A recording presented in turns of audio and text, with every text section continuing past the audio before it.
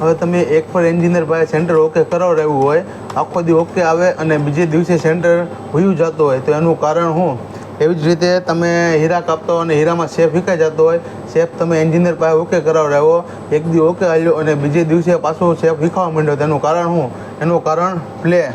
હવે 3 એક્સિસમાં હવે પ્લે આવતો હોય એનું કારણ એ. હવે પ્લે કઈ જગ્યાએ આવે? તો કે પ્લે એક્સિસોમાં આવે 3 જગ્યાએ. એક તો ઝેડ એક્સિસ હોય એમાં પ્લે આવી જાય, એક તો વાય એક્સિસ હોય એમાં પ્લે આવી જાય, અને એક એક્સ એક્સિસ હોય એમાં પ્લે આવી જાય. હવે પ્લે કહેવાય કોને? પ્લે એટલે કે માનો કે આ 2 ડાય છે, આ ડાયની વચ્ચે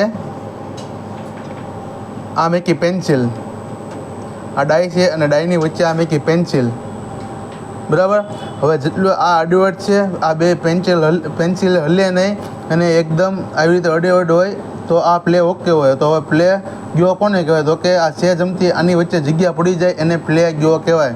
એટલે કે આ પેન્સિલ છે એની વચ્ચે જો આ 2 ડાયની વચ્ચે આવી રીતે જગ્યા પડી ગઈ તો આ પ્લે કહેવાય. આવી રીતે જગ્યા ન રહેવી જોઈએ અને આને આવી રીતે હોવું જોઈએ.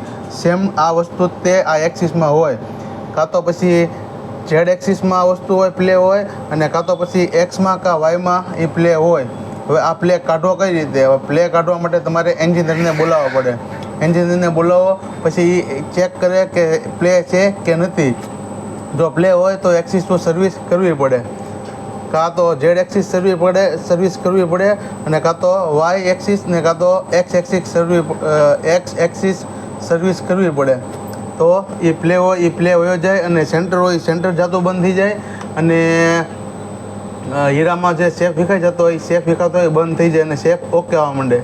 તો કેવો લાગ્યો વિડીયો કોમેન્ટમાં જરૂરથી કહેજો.